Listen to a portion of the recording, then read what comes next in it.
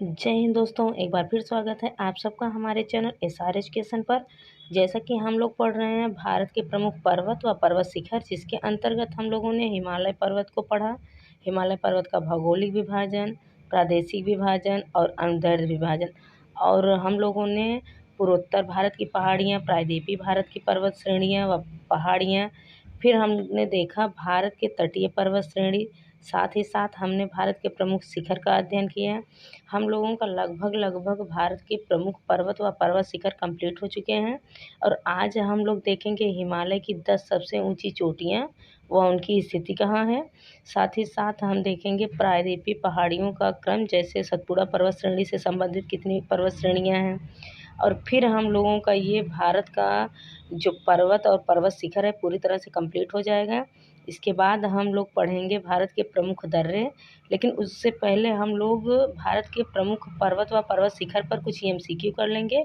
इसके बाद भारत के प्रमुख दर्रों का अध्ययन करेंगे, ताकि एक चैप्टर हमारा पूरी तरह से क्लोज हो जाए। तो वीडियो की शुरुआत करते हैं और देख लेते हैं हिमालय की 10 सबसे ऊंची चोटी व उनकी अवस्थिति। ये है हमारा हिमालय की 10 सबसे ऊंची चोटियाँ व उनकी अवस्थिति। तो यहाँ हम देख लेते हैं, ये हिमालय पर्वत का क्रम इस तरह से है। हिमालय पर्वत का क्रम कुछ इस तरह से है। ऊपर से आप देखेंगे तो इस तरह से ऐसे आता है, ऐसे जाकर अंडमान निकोबार द्वीप समूह तक इसकी स्थिति है। इसकी स्थिति, इसका विस्तार यहाँ नंगा पर्वत से लेकर नामचा पर्वत से अराकान योमा पर्वत, उसके बाद चला जाएगा अंडमान निकोबार द्वीप समूह तक है। आज हम लोगों को देखना है हिमालय की 10 सबसे ऊंची चोटियाँ व उनकी अवस्थिति। तो सबसे पहली चोटी आपकी सबसे ऊंची जो है माउंट एवरेस्ट है। देखिए माउंट एवरेस्ट, जिसकी ऊंचाई लगभग 8,848 मीटर है। 8,848 मीटर है। ये भारत की नहीं, हिमालय पर्वत की सबसे ऊंची चोटी है। भारत में इसकी स्थिति नहीं, इसकी स्थिति नेपाल में है। ये देख लीजिए, ये यूपी है आपका, यूपी के ऊपर ये नेपाल है। तो इसकी स्थिति नेपाल में है, माउंट एवरेस्ट की स्थिति नेपाल में है। और दूसरे नंबर की सबसे ऊंची चोटी गाडविन आस्टीन है। ये देखिए गाडविन आस्टीन, इसकी स्थिति जम्मू कश्मीर में है। दूसरी, अब ये 8,848 है और ये 8,611 मीटर है। ये 8,611 मीटर है। 8,611 मीटर, ये 8,848 मीटर। तो ये पहली और ये दूसरी, पहली चोटी माउंट एवरेस्ट, दूसरी चोटी गाडविन आस्टीन। और तीसरी चोटी की बात करें तो कंचनजंगा है, जो सिक्किम में, इसकी स्थिति सिक्किम में है, भारत के सिक्किम में है, सिक्किम राज्य में है। और इसकी ऊंचाई की बात करें तो इसकी ऊंचाई 8,598 है। 8,598 सबसे ऊंची पर्वत श्रृंखला, ऊंची पर्वत चोटी किसकी है? माउंट एवरेस्ट, फिर गाडविन आस्टीन, फिर कंचनजंगा।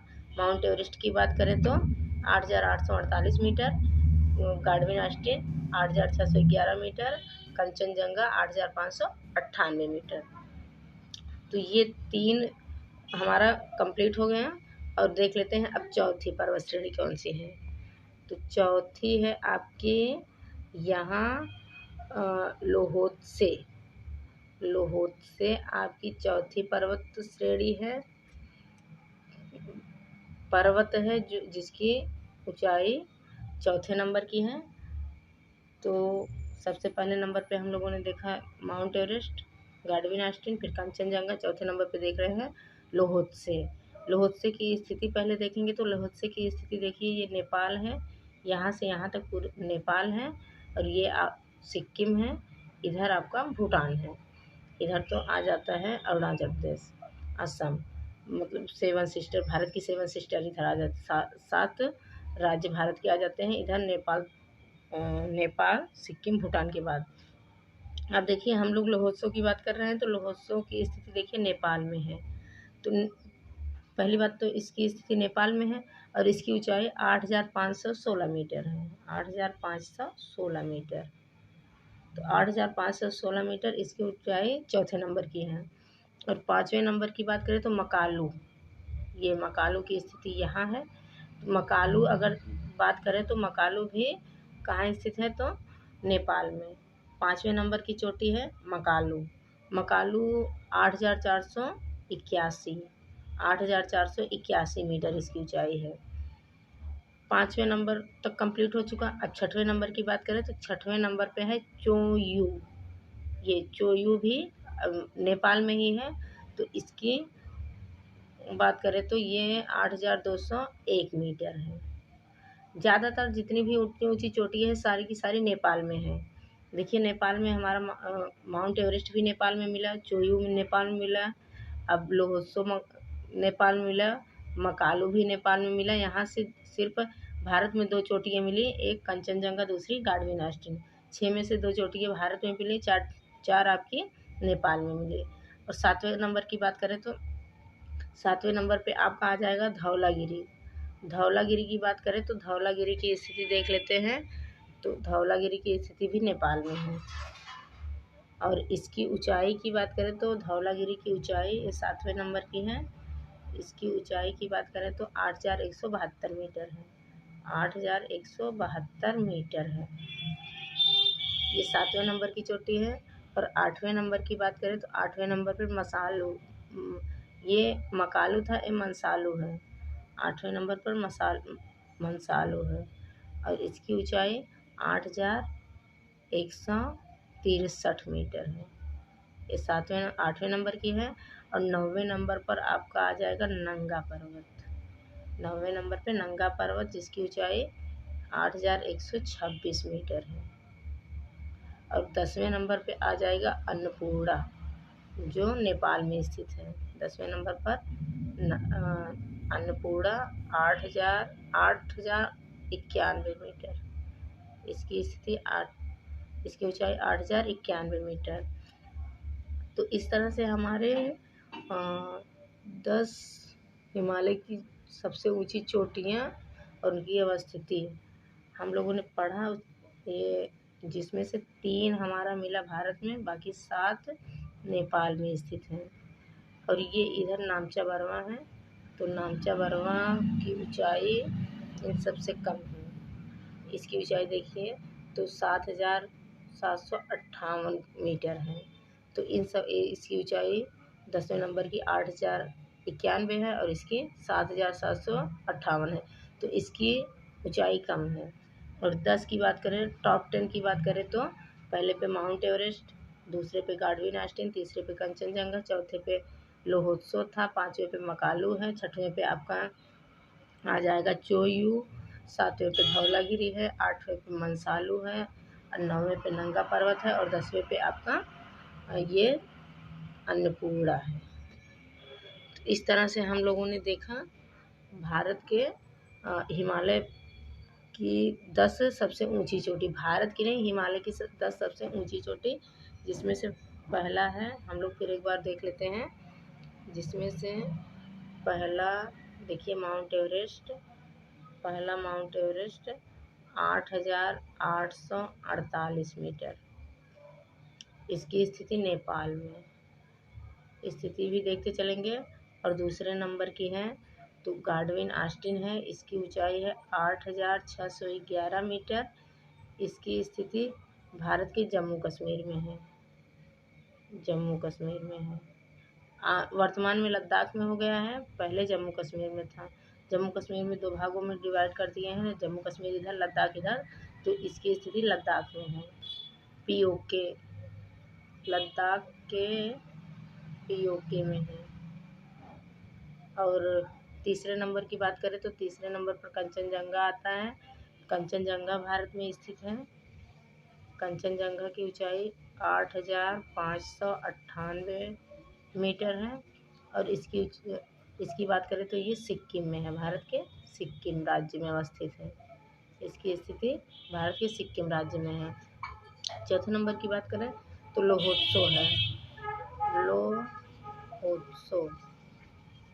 लोहोत्सो है, इसकी ऊंचाई की बात करें तो ये 8,516 मीटर है। और इसकी स्थिति नेपाल में है। नेपाल में है। 5वें नंबर की बात करें तो 5-5 का ग्रुप बनाएंगे, मकालू का है। तो मकालू, इसकी ऊंचाई 8,481 है, 8,481 मीटर है। और ये इसकी स्थिति भी देख लेते हैं तो इसकी स्थिति नेपाल में है, इसकी स्थिति भी नेपाल में है। तो इस तरह से हमारे 5, देखिए पहला हमारा है माउंट एवरेस्ट जो नेपाल में है 8,848 मीटर। दूसरा है भारत में जो लद्दाख में है 8,611 मीटर गाडविन आस्टीन। तीसरा है हमारा कंचनजंगा जो भारत में है 8,598 मीटर, भारत के सिक्किम राज्य में स्थित है। चौथा है लोहोत्सो जो नेपाल में स्थिति है इसकी, और इसकी ऊंचाई 8,516 मीटर है। 5वें नंबर पर मकालू है, मकालू भी आपका नेपाल में है, इसकी ऊंचाई 8,481 मीटर है। 5 हम लोगों ने देख लिए, फिर और 5 देख लेते हैं, उसके बाद आगे बढ़ते हैं। 6वें नंबर की बात करें तो चोयू है।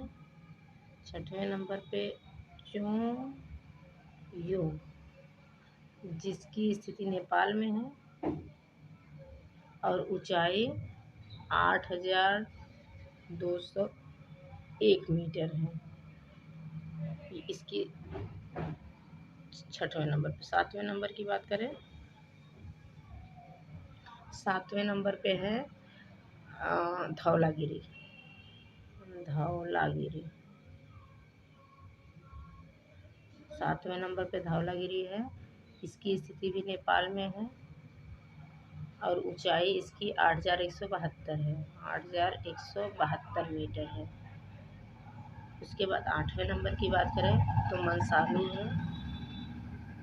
8वें नंबर पे मंसालू है,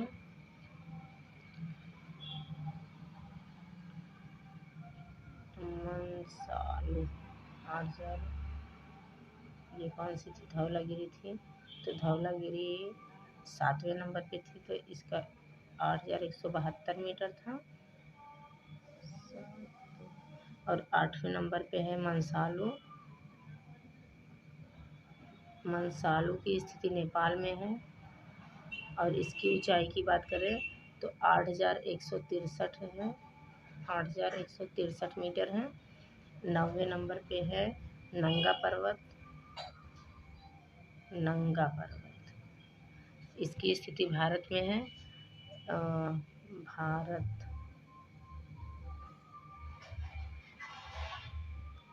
इसकी स्थिति भारत में है और इसकी ऊंचाई की बात करें तो 8,126 मीटर है, 8,126 मीटर है। 10वें नंबर पे है अन्नपूर्णा, इसकी स्थिति है नेपाल में, नेपाल में। और इसकी ऊंचाई की बात करें तो 8,091 मीटर है, 8,091 मीटर। तो इस तरह से हमारा हिमालय की 10 सबसे ऊंची चोटी व उनकी अवस्थिति कंप्लीट हो गया। उम्मीद करते हैं कि ये 10 की 10 ऊंची चोटियाँ और उनकी अवस्थिति आपको अच्छे से समझ में आया होगा और याद भी हो गया होगा। तो अब देखते हैं आगे और प्रायद्वीपीय भारत की पहाड़ियों का क्रम पढ़ लेते हैं। प्रायद्वीपीय पहाड़ियों क्रम, तो ये है भारत की प्रायद्वीपीय पहाड़ियों का क्रम। ये भारत की प्रायद्वीपीय पर्वत श्रेणियां हैं और इनका क्रम हमको देखना है।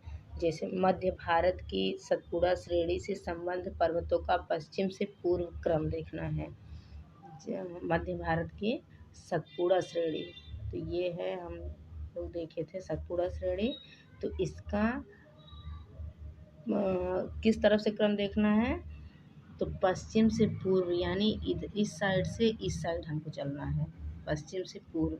तो देख लेते हैं सतपुड़ा श्रेणी से संबंधित कितनी श्रेणियां हैं, जिसका पूर्व से पश्चिम, पश्चिम से पूर्व विस्तार क्या है।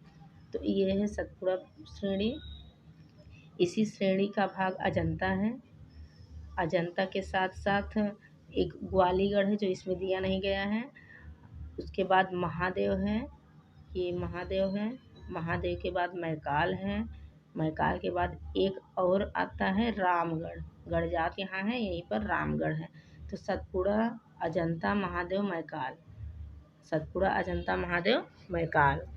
और आगे देखते हैं तो दक्षिण भारत के पश्चिमी घाट के पर्वतों का उत्तर से दक्षिण क्रम देख लेते हैं।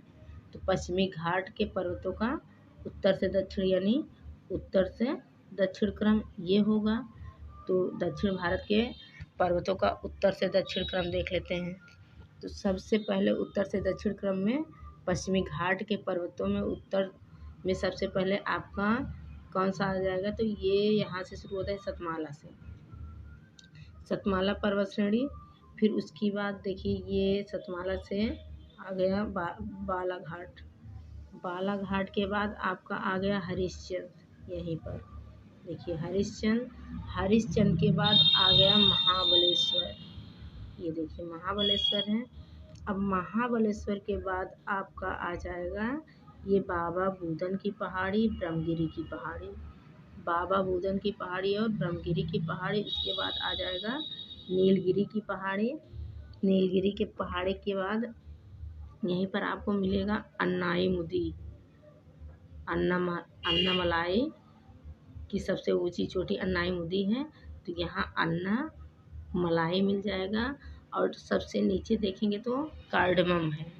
कार्डमम यानी इलायची की पहाड़ी, ये इलायची की पहाड़ी है।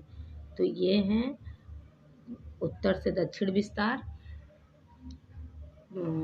पश्चिमी घाट की उत्तर से दक्षिण पर्वतों का विस्तार।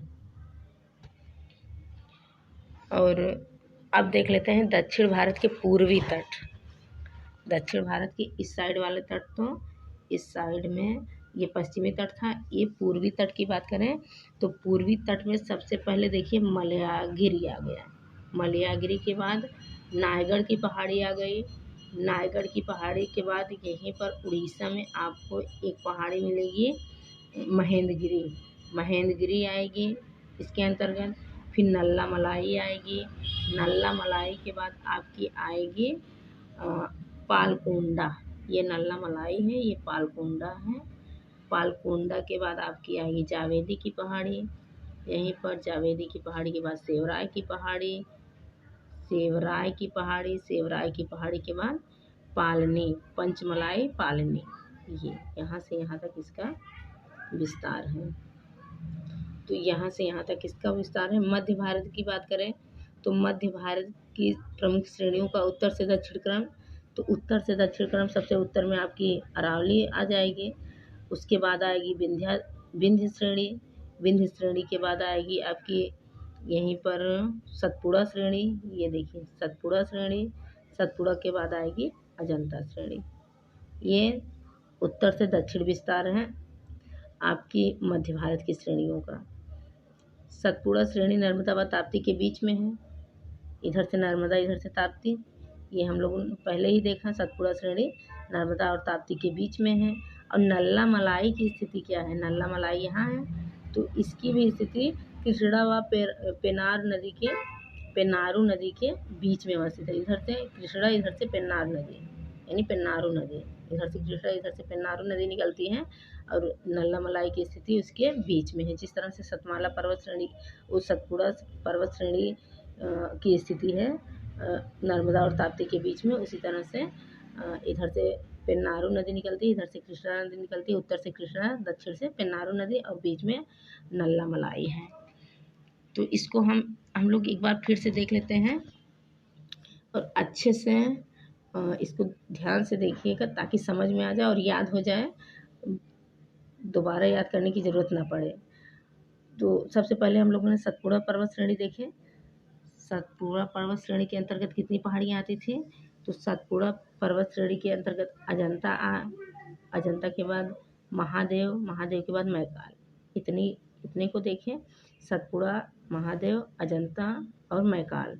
उसके बाद हम लोगों ने देखा दक्षिण भारत के पश्चिमी घाट के दक्षिणी भारत है। दक्षिणी भारत के पश्चिमी घाट के पर्वतों का उत्तर से दक्षिण क्रम। तो सबसे पहले हम लोगों ने सतमाला देखा, फिर बालाघाट देखा, फिर हरिश्चंद्र देखा, फिर महाबलेश्वर देखा। महाबलेश्वर के बाद हम लोगों ने देखा यहाँ बाबा बुदन की पहाड़ी, ब्रह्मगिरी की पहाड़ी, फिर नीलगिरी की पहाड़ी के बाद अन्नामलाई की पहाड़ी, अन्नामलाई के बाद यहीं पर आपकी आ जाएगी कार्डमम या इलायची की पहाड़ी। उसके बाद हम लोगों ने देखा मध्य भारत की नहीं, दक्षिण भारत की पूर्वी घाट, एक तो पश्चिमी घाट है, अब पूर्वी घाट की पहाड़ियों को देखा तो मलयागिरी आ गया, यहीं पर महेंद्रगिरी था, यहीं पर नायगढ़ है, नायगढ़ के बाद आपका आ जाएगा पालकोंडा, पालकोंडा के बाद आपका आ जाएगा नल्लामलाई, पहले आएगा फिर पालकोंडा, फिर जावेदी, फिर सेवराय, उसके बाद पंचमलाई, पालिनी। ये मलयागिरी, महेंद्रगिरी, नायगढ़, नल्लामलाई, पालकोंडा, जावेदी, सेवराय, पंचमलाई और पालिनी, ये यहाँ से यहाँ तक देखा। उसके बाद मध्य भारत की उत्तर से दक्षिण विस्तार देखा तो उत्तर में सबसे अरावली पर्वत श्रेणी मिली हमको, अरावली के बाद हम लोगों ने पढ़ा अरावली के बाद बिंद को पढ़ा, ये है बिंद के बाद सतपुड़ा पढ़ा, सतपुड़ा के बाद अजंता, ये अजंता है। और साथ ही साथ हम लोगों ने देखा सतपुड़ा श्रेणी है, पर्वत श्रेणी, तो इसके उत्तर में नर्मदा नदी बहती है और दक्षिण में ताप्ती नदी बहती है। नर्मदा ताप्ती के बीच में ये सतपुड़ा श्रेणी स्थित है। नर्मदा और ताप्ती नदी के बीच में सतपुड़ा श्रेणी अवस्थित है। साथ ही साथ नल्लामलाई पहाड़ी की स्थिति देखें तो ऊपर से उत्तर में इसकी कृष्णा नदी बह रही है, कृष्णा नदी बहती है, और दक्षिण में इसके पेन्नार नदी बहती है, पेन्नारू नदी बहती है। तो इस तरह से हमारा ये भारत का जो पर्वत और पर्वत शिखर है ये पूरी तरह से कंप्लीट हो चुका है। और अगले क्लास में हम लोग इस पर आधारित कुछ MCQ कर लेंगे। तत्पश्चात यानी उसके बाद हम लोग पढ़ेंगे भारत के प्रमुख दर्रे, कौन सा दर्रा कहाँ स्थित है ये देखेंगे। तो उम्मीद करते हैं ये क्लास आपको समझ में आया होगा। अगर क्लास समझ में आया है तो प्लीज़ वीडियो को शेयर करिए, लाइक करिए, सब्सक्राइब करिए और कमेंट बॉक्स में कमेंट करिए। मिलते हैं अगले क्लास में, तब तक के लिए जय हिंद, जय भारत।